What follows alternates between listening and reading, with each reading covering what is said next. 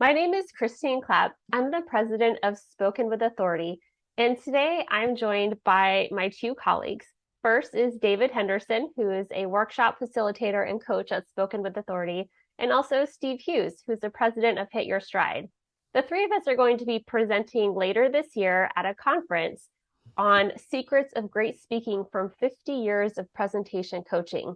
And one of the things we thought about when we were putting this together is it might be really helpful to talk about how lawyers and other types of professionals can really get the most out of a presentation coaching or other type of coaching engagement. A lot of the folks we work with are professional development and human resources professionals, and they are spending a budget on coaching. The question is how do you make sure the folks who are participating in those engagements get the most value out of that investment? So, Steve, what are your thoughts? A couple of things come to mind. First of all, is that to encourage people to take the time required to get better. It's great to have a coachable attitude, certainly, but if you want to become a better golfer or a better piano player, you just got to do it. There's no secret, there's no Harry Potter spell that will suddenly get you here without putting in the time.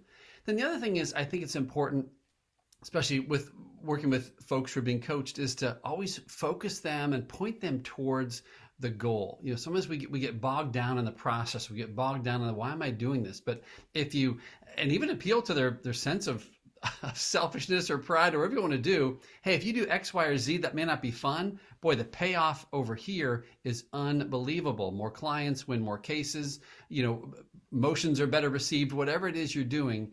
Those are the kind of things that kind of come to mind when I think about helping people be more coachable in that area.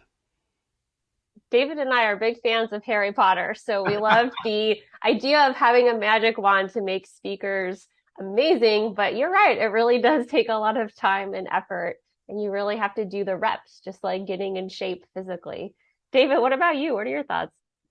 First, I was literally thinking that I was going to build on the Harry Potter example because I do love Harry Potter so much, except that I just learned that my Patronus is a Borzoi. Mixed feelings about that overall. Oh, That being said, I think part of what I want to do is build off of what Steve just said, because what helps attorneys in particular is keeping in mind what role coaching can serve. And this is why I say that. As lawyers, we feel like we're supposed to be expert communicators, even though it's not the first thing that we do when we get to our desks every day. And then when we are going to communicate, we spend a lot of time thinking about precise examples that capture everything that needs to be covered legally. But here's the problem. It's easy to forget that it doesn't matter how good your example is, how smart it is, how well illustrated it is, if it's not received well by the audience. And so until you workshop it, you don't know how well it's going to work. And it doesn't matter if you're presenting the idea to a judge or to a jury or to an arbitrator. You have to know how it comes across to other people. And so for lawyers, you haven't even begun to rehearse until you have an active audience. Now, you don't have a lot of time. You've got a bill, you've got other things to take care of at work. And then when you actually have time for a personal life, you want to make sure that you attend to that too. Where a coach can help is we can save you a lot of time. We can streamline the process of workshopping your ideas to revise them without having to do so many levels of rehearsal, although that's still got to be a part of your process. Rehearsing is still a big part of it. We can help streamline making it accessible for your audience and actually making it persuasive. That's where we really come into play. And so on the one hand, you've got to have that idea in mind. You also have to be open to adjusting your examples, because what you have in mind may not be communicated exactly the way that you want to with the ideas that you initially come to coaching with. But if you keep those things in mind, I wish I had a Harry Potter spell to reference right now, but to the extent that that could be some semblance of a Patronus, you will like yours more than I like my Borzoi. Yeah, David, that's really important to think about audience and the fact that having a great coach can be a good sounding board to help you think about that audience fit, and to, again, it's not the only thing that you'll have to do to be great, but it can really short circuit the process and the time required to have positive communication outcomes. And that's one of the areas we get pushback on is people say, I don't have the time to do the coaching. But the fact is that a great coach is going to save you a lot of time and get you better outcomes so that you have fewer meetings to get to the outcome that you want, or you have more successes and fewer failures along the way to success. So the coaching investment in time, I think, can be easily repaid. I would add two things is that you want to get buy-in and you need permission. So in terms of buy-in, there's no point in spending money and investing in an individual who does not want to receive coaching.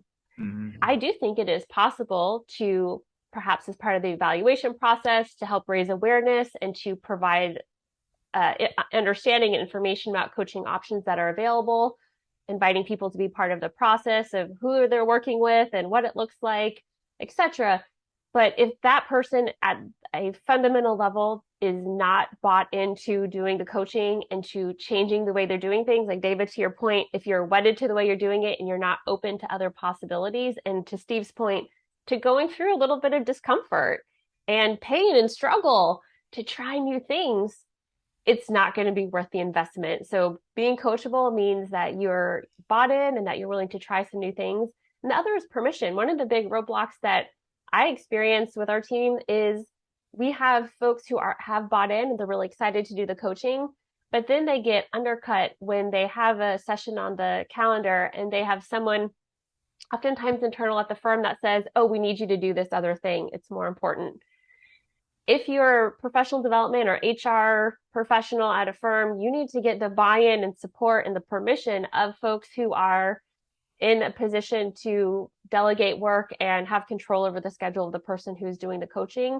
And it might be, hey, what's the days of weeks and times of day when you'd be okay with this person taking this time to schedule their coaching appointments? So Tuesdays and Thursdays from 9 to 10 a.m. or whatever it is, but making sure that there's an understanding that during those times, only the hugest emergency on the part of the firm or their client would lead to an interruption of that important coaching experience and the momentum, right? If we don't see our coaching clients on a regular basis, we can't get them the reps so that they see the results. So I don't know if you have any other thoughts on what we talked about in terms of helping have the best return on the investment in coaching. I just have a good idea. I thought of the Harry Potter spell that will work for this. So if you want to elevate the coaching, elevate the performance, you really want to go Wingardium Leviosa. So that would probably be the move, in my opinion, to bring all this together. I'm going to try that today over my briefs. I love it. Well, thank you so much, Steve and David. I'm really excited about our presentation coming up at PDI in Washington, D.C. And I'm really excited to share this information for folks who are in a position to offer coaching to attorneys or members of their organization so they can make sure that that investment is one that's going to return really big dividends.